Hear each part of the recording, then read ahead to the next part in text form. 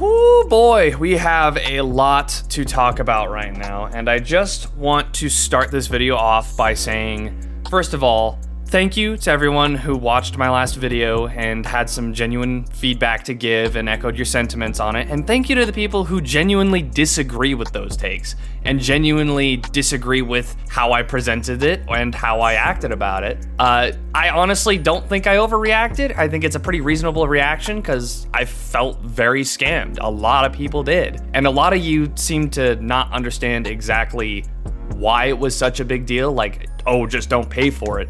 Forgetting the fact that we did. We were promised that from the EOD, and this is something that a lot of different videos have been talking about, a lot of different people have been talking about, so I won't beat a dead horse on that. However, one more thing. I broke 1K subscribers.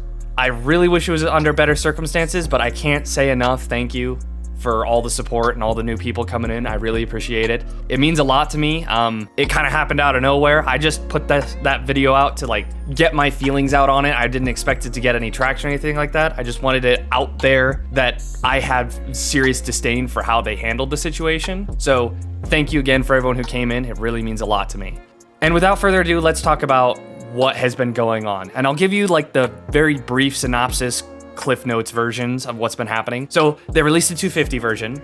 They sit there and they BS us saying that it's not DLC. The co-op mode is not DLC. It's a feature, which is why I emphasized that word so heavily in my first video. It's a feature. It doesn't count, even though there's countless points that we can physically point at and say, hey, you guys said we will get all future content in DLC. We are locked in, we will get it. And then they lied. They straight up lied and tried to scam us out of money. There's a lot of people trying to defend it, saying they probably need money because Arena flopped. They desperately need it because they didn't file their taxes. What's the word I'm looking for? They filed to postpone their tax report is what it was. Which, you know, if they're out of money, fine. You know, they need to make money somehow. No one's saying they can't make money. No one's mad that they're trying to make money. It's the way they're trying to do it and the fact that they flat out scammed us in the process of doing so that makes it a big deal. So after that fire starts, there's live streamed evidence of them trying really hard to sweep it under the rug. They're sitting there changing terminologies in the Edge of Darkness edition on their website. They are basically just finding every way to make it sound like it's not what it is. They are erasing pretty much anyone bringing that information and banning people talking about it and all this other stuff. There's a lot of stuff that they did. And it just got worse and worse and worse and worse until a leaked interview happened between the moderators and Nikita. I can't exactly get too specific with it because I don't really know what that entails for like getting in trouble and whatnot. But a lot was said about, to put it simply, this was intentional. They knew what they were doing. They are not tone deaf to it. They knew exactly what they were doing and they don't seem to care, or at the time they didn't. So when all that came out, it was very clear just how much worse it was for them. They were getting absolutely roasted, and rightfully so. I still stand by that I am absolutely fucking done with the game, but there is hope. At least now there is, and I want to go over this now because I feel it's important to what's going on. So, in the official Escape from Tarkov Reddit, Train Fender, which I believe is Nikita, it says, "Greetings, let me continue my feedback on the current situation. First of all, I would like to say I am very sorry that fans and the game community in general are experiencing those feelings. Unfortunately, I somehow did not foresee the fact of such a reaction. I have drawn conclusions for my future decision." I don't think that's true. That line in there where he says, I somehow did not foresee the fact of such a reaction. You just didn't expect such a drastically awful reaction. You knew it was gonna be bad. There's no way you didn't. I refuse to believe you didn't know that because you're a smart man. I mean, at least I would assume so, considering how far this company has gone, but it just doesn't sit well with me. That line does not sit well with me at all.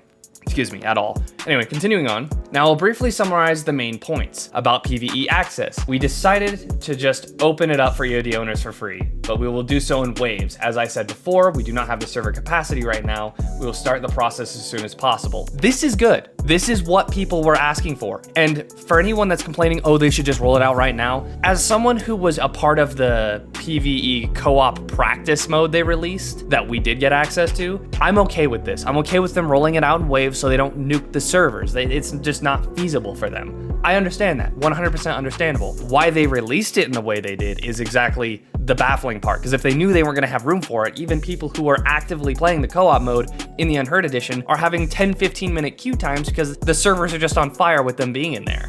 It's understandable that they're having this problem, but why exacerbate it the way that they did? It just didn't make sense to me. And this next line, this is what has me considering sometime in the future coming back to normal Tarkov. I tried STP. I had a lot of fun with it because I paid $140. I want to play a game I paid for because the game is good. It's the company that's shit. And the mods I've started delving into, I like it. I'm not touching the live game. I refuse to.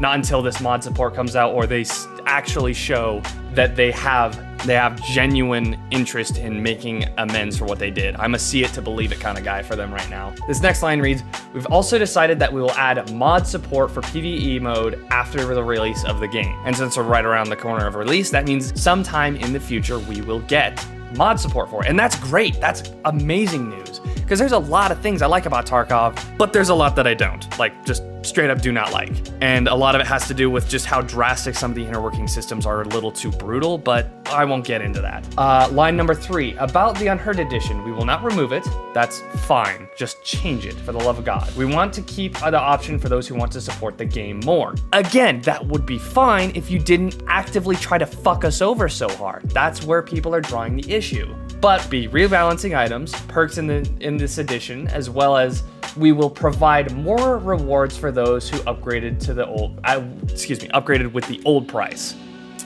Okay, is that going to entail more pay to win? Because that's kind of the tone deaf BS response you gave when the fire first started, is they were like, oh, well, we're gonna bring some more stuff for EOD since you guys are so unhappy about it, and it was all pay to win BS. Prioritized matchmaking for EOD players? Are you kidding me? For 6 months? And then they tried 6 months of access for the co-op mode, and it was just like, you want to free trial us on that? Are you kidding me? That's insane. So they rolled back all that, obviously.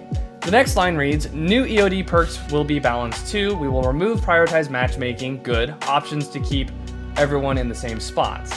That's just how it should have been. They shouldn't have even considered that. And we'll be adding more unique stuff to highlight the OD version in general. I'm gonna kind of keep my eye on that and see what they say about that, because as I'm saying, like their tone deafness of this pay to win BS and how borderline Gamma and the stash stuff was, pay for convenience or whatever the hell you want to call it, that's where I'm just gonna kind of see what happens. They're doing all of this ASAP is what the final line says.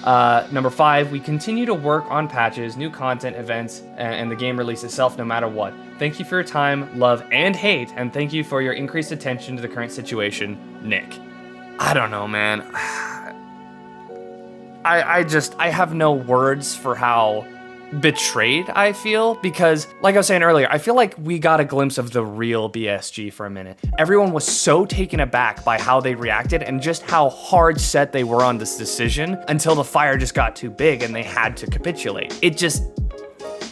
Genuinely, I don't think they did this because they want to or they feel bad. I feel they did this because they have to save face. It doesn't feel like a genuine move. Now, that could in time be proven wrong, but I just don't feel that way. So I want to read off a reply to that someone posted that resonates with me very, very well.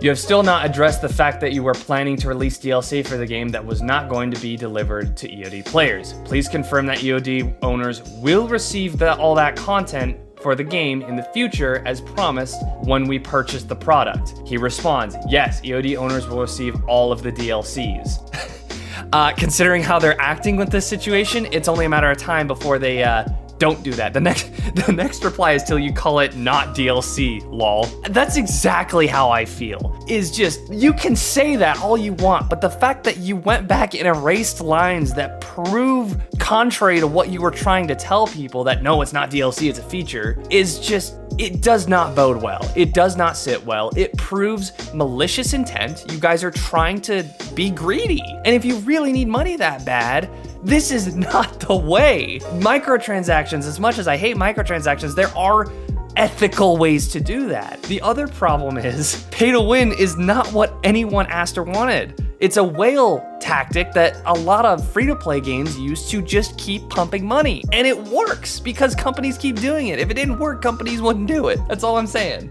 So with that said, there were a lot of comments on the last video. In conclusion, there were a lot of comments on the last video like, oh, you'll be playing tomorrow or something. Not to the extent that they're thinking. I decided now was a good time where I just didn't give a shit if I got banned from the game.